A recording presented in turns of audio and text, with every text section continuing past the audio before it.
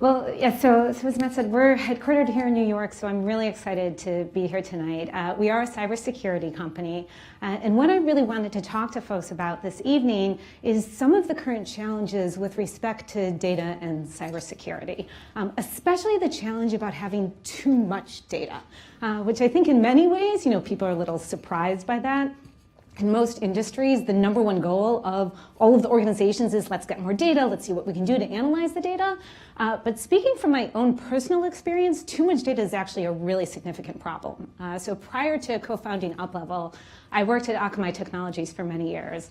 And Akamai, for those who don't know, actually has over 230,000 servers deployed in over 1,600 networks around the world. So when we were talking about data processing, we were talking the order of petabytes on a daily basis. And we had to deal with some really interesting, unique challenges around servers, suddenly and unknowingly going offline and sending us the data at the later points in time. I've also been on the opposite end of the spectrum in graduate school where we had tons of really, really cool algorithms and absolutely no data to run it on.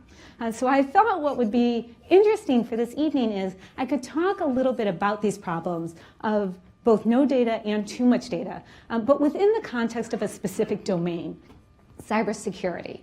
Because I think in general, there's this feeling that cybersecurity is actually this very advanced, technologically focused area. And the reality, when you start actually getting behind the scenes in terms of how people are handling the data, it's a little bit shocking what's going on today.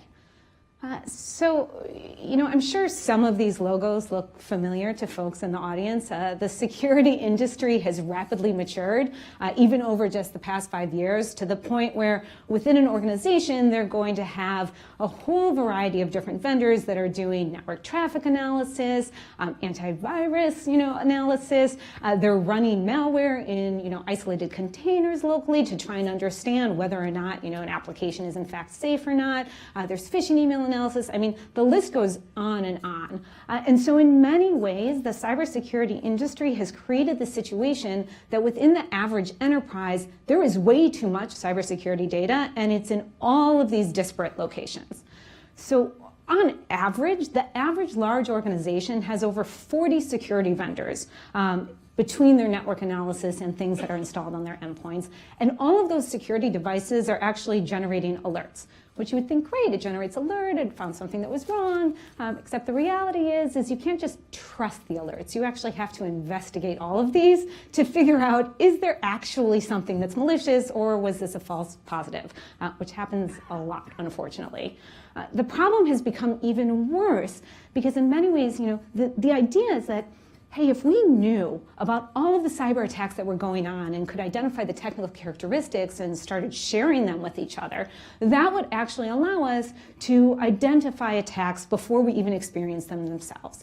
And so this gave rise to this threat intelligence community, which has, as I said, compounded the problem because now you get situations where people are really getting millions and millions of pieces of threat intel or rules about what's malicious on a monthly basis. So this is very much a situation in cybersecurity where there's far too much data, and actually the majority of it, greater than 90%, isn't actually used at all. So one of the things that I think is really interesting is thinking about what are the solutions that have been put in place and kind of what are the approaches that have been taken to solve this data problem. One of the fundamental ones was the introduction of SIEMs, or Security Incident and Event Management Systems. And I think this is actually very similar in a lot of other industries. Really, the idea is let's introduce a centralized piece of software that aggregates all of the data from a whole variety of data sets and essentially is doing high-volume log processing. And Splunk is one such example, which is not unique to security. Splunk actually has a lot of other use cases for those of you that are dealing with it. IBM's QRadar, ArcSight, some of the newer players around Logarithm and Sumo Logic. But really the goal in the underlying architecture is how do you build a system that does this high volume log processing? And in many ways, this is very similar to what we were doing at Akamai, right? We were gathering billions and billions of logs from all of our servers around the world and trying to essentially search and index them as quickly as possible. And in our case, try and determine which of this data do we actually want to age out because there's far too much information to actually preserve for any amount of time.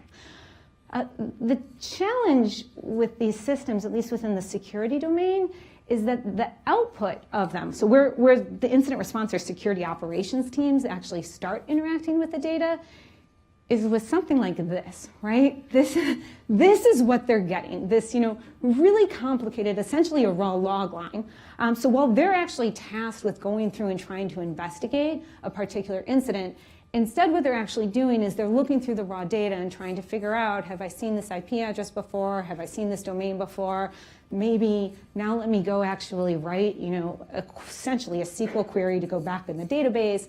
And they'll go through this process over and over and over again to the point where, on average, it can take them 16 hours to investigate a potentially malicious email. So you'll have folks that are supposed to be doing investigative analysis and essentially, figuring out what did this threat actor do in my environment? And instead what they're doing is digging through log lines and writing search queries. So one of the ways, and I think this is really interesting, kind of to correlate in other industries, one of the ways this problem has attempted to be solved is actually not through data necessarily, but actually through process. So with security operations in particular, one of the whole goals is, well, if it's taking 16 hours to do something, can we actually make that shorter and do it faster, right? If we have this standard checklist of things that we're doing all the time, why don't we just automate that and make that work far faster, and then at least we don't have the individuals, kind of dealing with this, which I think is really helpful, but what's far more interesting, at least from my perspective, from kind of the data side is, that's not actually solving the underlying problem, right? You might be processing alerts faster, but you're not getting any smarter or learning more about the attacks that you've seen. And I think, from a security analyst perspective, they really believe that the best source of intelligence about future attacks is their own internal data, and they're not actually gathering any of it in this case. They'll go through, they'll do all of this work, and they write up all of their findings in an 11-page Word document that they put on SharePoint and no one ever reads again. I'm not even kidding about this. Sometimes they use Access databases, but I mean, that's about the limit of it.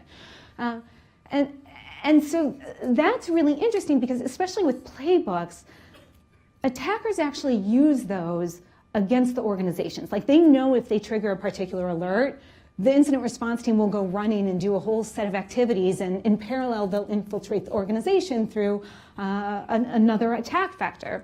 But also, attack vectors in general, the problem with playbooks is the attack vectors in general are usually extended over time, right? If you think about a phishing attack, normally within an organization, you're actually going to have a whole variety of alerts that are triggered from different devices. You may initially have a phishing alert, for a potentially malicious email that, then sends people off for, weeks at a time to investigate. Then you'll have an AV alert because actually some malware was detected on a computer. And then you may have a whole host of IP addresses that have been called out to as part of the command and control. And so I think one of the really interesting technical design questions is, how do you build a system that isn't just focused on kind of the raw, high-volume processing of all of these alerts, but actually allows it to automatically figure out and associate different alerts or different events or different pieces of data as you see them over time without requiring a person to actually write the query and know what they're looking for in order to find that, right? Like in many ways, it's like search at the highest level, right? Like when you go to Google, you're like, let me find a restaurant in my area. You just want to search for that. You don't want to have to figure out how you actually write the detailed search query against the underlying database. So one of the things that I think is really interesting about cybersecurity and how, one approach to solving this problem is that cybersecurity in many ways is almost the absolute ideal use case for a graph data structure. Like there's been so much focus on just processing the raw volume of logs and building this highly scalable, high volume system. But what if you took a fundamentally different approach and really thought about it in terms of, if you're trying to do these associations over time over all of these different alerts, what's really important there is the relationships across the various different data elements, right? It's like you want to understand, if I have a malicious email, what are the characteristics of it that make it malicious? And if there's a domain embedded within the body of the email, it's actually really important to understand that that was embedded within the body of the email and not at some higher level within, the artifact itself. Because when you're talking to the security analysts, they care a lot about knowing the context in which something is malicious. And the reason they care about this is because they've had situations in the past where they'll go and they'll do all of their analysis, or they'll get a set of threat intel from an external source that tells them certain IPs are bad, for example, and they end up blocking access for their entire organization to Salesforce or Google, which does not go over very well. So I think kind of thinking about the data in a different manner can actually be really interesting, especially because it allows you to do things like automatically see how different pieces of data can connect throughout time. Right? Is if you're actually thinking about each piece of data as actually being a subgraph that you're merging together and then analyzing, it can actually allow you to do things like automatically see how things are correlated over time. Now, I don't know how many of you have worked with graphs at all, but there's a lot of really interesting technical challenges that don't necessarily apply when you're just building something that's truly pure, like log-based, high-volume processing engines. One of the first things is the actual underlying data model and ontology, and thinking about, okay, what should be a node within this graph versus what should be an edge between it? And what's the type of the relationship? And how do you think about it, right? Where all of a sudden you have this graph and you got new data and you need to add some more in. And those are not necessarily the challenges that you need to think about so much, especially if you're using a NoSQL database where you don't even have to define what the nature of the data model is. Some of the other really interesting challenges are the analysis of such an underlying data structure, where a lot of the ways you want to think about implementing it are around how do you reduce kind of the cost of the analysis, right? You don't necessarily want to be taking this graph and traversing all of the different edges and seeing all of the different combinations every single time you're getting a new piece of data. So are there shortcuts that you can essentially introduce into the graph to help simplify that analysis? One of the really interesting things, and I saw this at Akamai as well, is this idea that if you expand that visibility, right, if you're not just looking at data in isolation, but you expand it over time, all of a sudden things that seem innocuous can actually be surprisingly malicious. And it was really interesting. One of the things that we did at Akamai is we were able to actually analyze the traffic across all of the sites and applications that Akamai was delivering. And when you started looking at that activity in the aggregate, things that looked completely benign were shockingly malicious. So for example, at the time that we originally started doing this, there was a lot of concern around the various ticketing sites where scalpers were essentially coming in, buying up all the tickets, and then reselling them. So the people that really wanted to attend the concerts actually couldn't get direct access. When we did some initial analysis there, we could actually very quickly see that single IP addresses would have things like 10,000 cookies associated with them and vice versa. And we could also see that somebody might be going to a particular retail site and executing a transaction on it, which would look completely legitimate. But then what we would see is that actually across a whole wealth of retail sites, they were just going and executing transactions in rapid succession. And so I think that is also a really interesting idea, especially around cybersecurity data. That really is the motivation for a lot of the threat intelligence that I talked about earlier. It's just the challenge is people don't necessarily have that data readily available at the current time.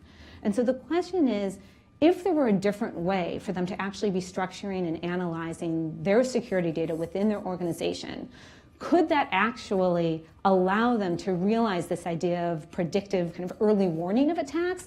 Because first of all, they could share that data in a machine accessible manner, but also that they could actually aggregate the data and really learn from that greater visibility across multiple different organizations.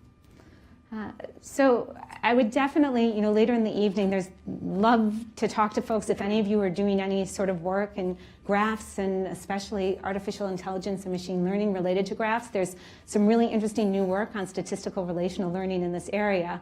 And I think there's a lot of applications outside of cybersecurity for this particular data model and structure. Thank you.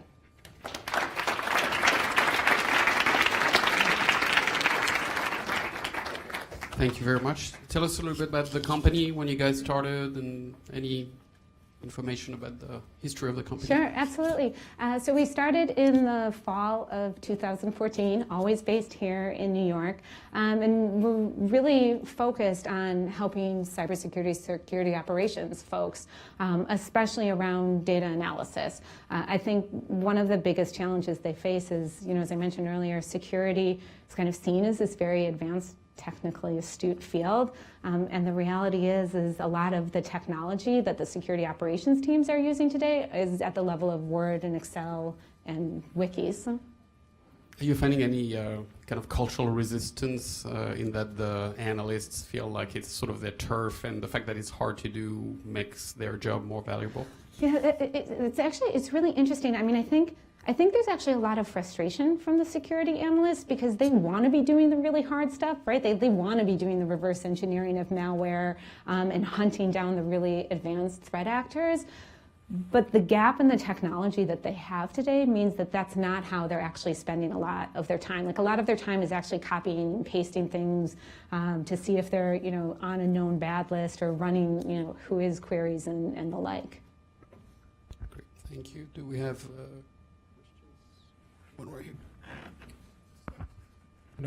You talk about two different technology. One is the graph database, and you talk also a lot about search. And I wanted to know what is the underlying technology you are using. Is it index and graph database? Is it a combination of the two, or is it just a graph database?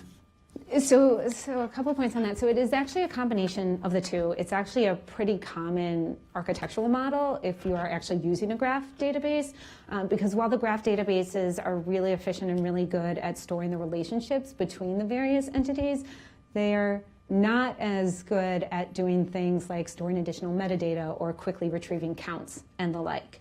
And so in a lot of situations, folks are using a graph database in conjunction with another type of database.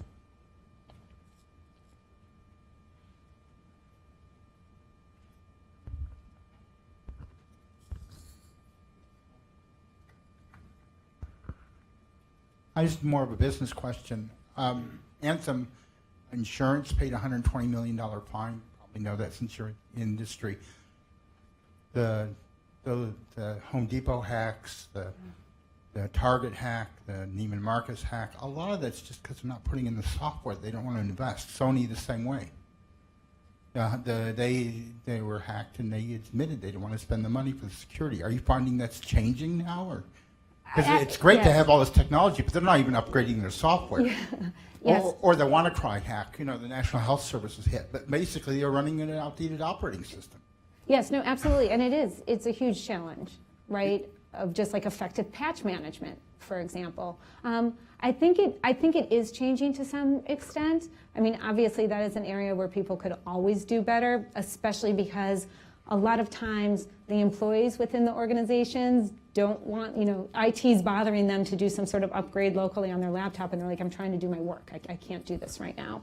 I think it is changing because there is greater board visibility about just risk mitigation, right? Like the board isn't necessarily saying, give me 100% certainty that you will never be hacked and there won't be any problems, but they are saying, what are you doing to mitigate the likelihood that this will occur?